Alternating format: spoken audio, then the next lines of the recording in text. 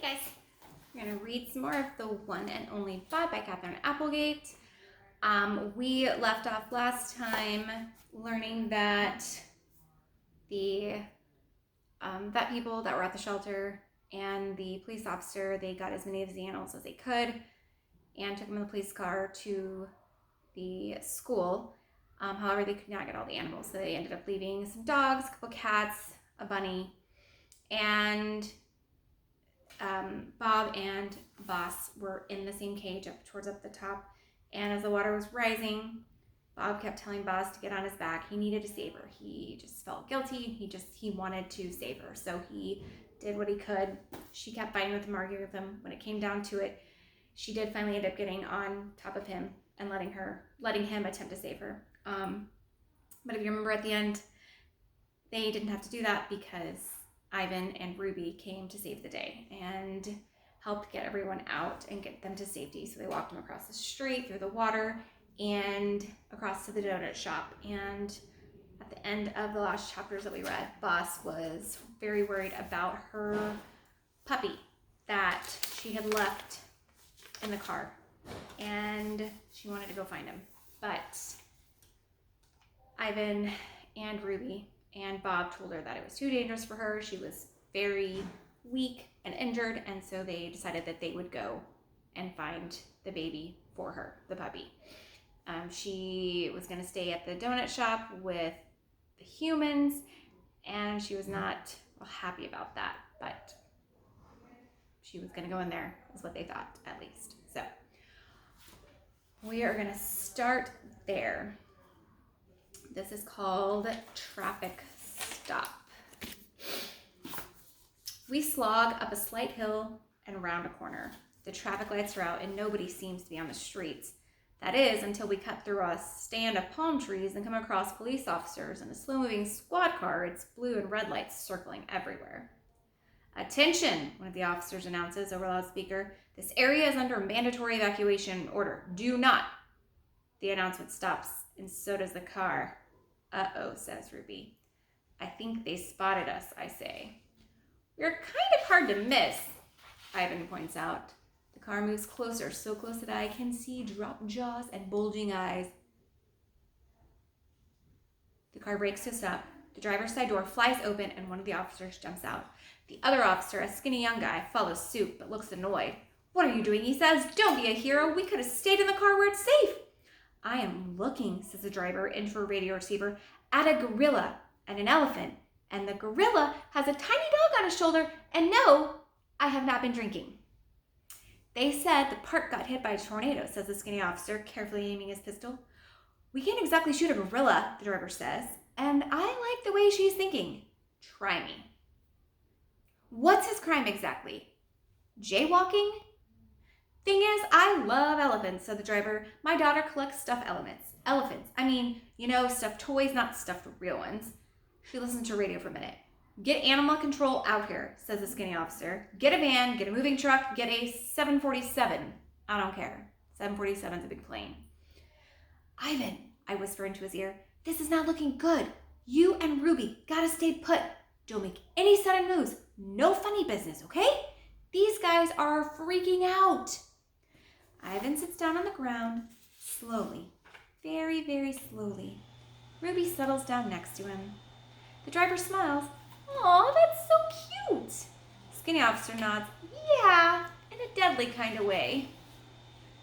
I gotta do this, I say to my friends. If you stay calm, they won't mess with me. But Bob! Worry clouds Ivan's face. You need us. What I need is for you to stay alive, I reply. I can see he isn't going to listen to reason, so I try a different approach. Ivan, I say, it's like this. Boss is my sister. I let her down once, and now, well, I have a second chance. I'll explain it all later, but I need to do this. Ivan looks at the officers, guns drawn, and nods. You are the one and only Bob, he says. You got this, pal. I leap into the air, into the vast unknown, just like Kimu did. Well, maybe not quite so elegantly, but I do my best. Lightning and fireworks. It isn't far to the bridge, but far is relative when the wind is blowing down houses like a big bad wolf. I watch a stop sign fly past. I navigate around trees scattered like popsicle sticks. I keep an eye out for gators and pythons. Lightning strikes a tree and I brace for the thunder. It shakes the earth, the air in my teeth, and my bones. A branch falls on a power line. Sparks dance like fireworks. I hate fireworks. I move with more care after that. I know I ought to stay away from down power lines thanks to the Weather Channel and storm chasers.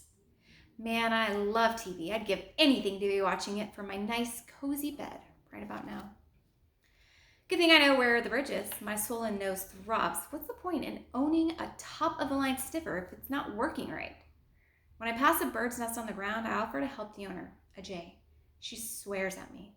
At least I think she does. I hear nuts and some other things. I tend to forget that in some circles, dogs are considered predators. I wonder how Kimu and the other escapees are doing. One thing I know for sure, having been on the inside and the outside, is that way too much of this world ain't made for wild animals. How would a meerkat cross a highway? How would a panther face down a city block? How would a wolf survive an encounter with a gun? For that matter, who do I think I am, playing hero? No, it was right. I'm soft, I'm slow. I'm not a street dog anymore. I'm a pampered, lazy pooch. I hear the rush of the water, a different sound from the pouring rain, and out of nowhere, there it is, the creek. Boss mentioned that the car was near the bridge, but when I get close, I remember that the officer at the shelter said the bridge had collapsed. And then I see it. A little car, round-topped, floating, caught in a dislodged tree at the edge of the roaring creek, not far from the crumbled remains of the bridge. And on top of that car, even though it's completely impossible, is a puppy. Waiting. And all I can think is, that dog is a nincompoop. Here's that little puppy. Another bridge. The creek is filled with pieces of trees, boards, trash cans, plastic chairs, everything you can imagine. It's moving way too fast for me to try to cross.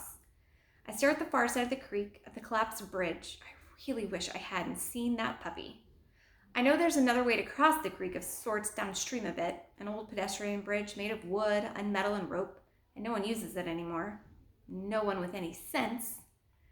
When I reach it, the little bridge is swaying like a cradle. It's blocked off by a rusty metal gate to keep people from using it, but I can easily squeeze through the bars. I run halfway across, lose my footing, and I run some more. Ugh, what am I doing? A fresh gust pushes the bridge with such force that I slipped. Half my body is dangling off the edge. I dig my claws into the wet wooden slats, and oh, am I glad my nails are long and sharp because I fight off Sarah's clippers whenever I can. Pulling. Man, I wish I hadn't eaten so much cheese over the years. And then, oomph, one last effort, and I'm back on the bridge. It feels good, so good to return to that little stretch of swinging slats. I want to live, really, really I do. I don't care about the puppy anymore. I just don't want to die this way, not like this. The fear's in my throat, my heart, and my gut. I've got to get off this rickety bridge, get back to Ivan and Ruby, back to my wonderful Bob-smelling bed. I'm not a hero, never have been, and I never will be. I can't live with that. I can live with that because at least I'll be alive. I turn, moving snail slow because that stupid bridge just won't stop moving, crawling on my belly so I won't lose my footing again. Almost at the end, I glance back like a fool. Just in time to see the car with the puppy lurch loose from its mooring in the tree, swirling into the middle of the creek like a toy boat in a bathtub. The puppy isn't howling or anything, he's just lying on his belly, same as me, waiting. What a nincompoop, I think yet again, and I'm honestly not sure whether I mean him or me. Hero. I will not lie, I am not thinking, oh yay, now I get to be a hero. Nope. I'm thinking, you have got to be kidding me. Just a few more seconds and I would have been out of here. I may or may not use a few other words, way worse than anything that Jay came up with. Then I run back to the middle of the bridge and wait a split second, maybe two, maybe three, and I jump. Cartoons. And I am proud of this, but halfway down I remembered that I really, really, really don't like riding in cars. I'm sort of dog paddling the air thinking I can slow things down. Maybe even reverse direction like Wile E. Coyote and those old cartoons? Cartoons are ridiculous for a reason. Not a movie. So in a movie, I'd land all graceful and tough and grab that little guy, but this isn't a movie. I kind of land on top of him, legs splayed like a bug on a windshield. Not enough to smush him, but definitely enough to annoy him. The car spins, dips, rights itself. Hi, I say. I'm your Uncle Bob. Yeah, if you're my uncle, why are you trying to kill me? He asks. Pop has a mouth on him for being so tiny. I'm saving you, dude. I grab his scruff with my teeth. Ouch, he says. The car seesaws, eyes scrabble, clawing at the slick skin of the roof. My nails make a horrible scraping sound. It's like trying to hug a whale. Can you swim, I ask, out of the side of my mouth? No. Can you? Yes, but I suspect the degree of difficulty will go up considerably with a puppy in my mouth. The car lisps, recovers, lopes like a jackrabbit in tall grass. My claws make tracks in the paint. How'd you get on top of that car, I ask. One easy. Branch broke through one of the windows. I climbed out that way. Impressive. By the way, says the puppy, I think we may be sinking. No kidding, Sherlock.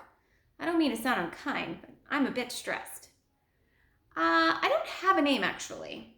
How about Rowdy, I suggest. I hear it's available. Sure, what the heck. So, what's your plan? You tell me, I say. What do you think was going to happen? Well, I figured someone would come along and save me. Some human, maybe. Dog's best friend, I say. If you say so. Another lurch, and we're going down. Hang on, pup, I say. Man's best friend is going to save you instead. All right, I'm going to stop there and continue tomorrow. Bye, guys. Have a good one.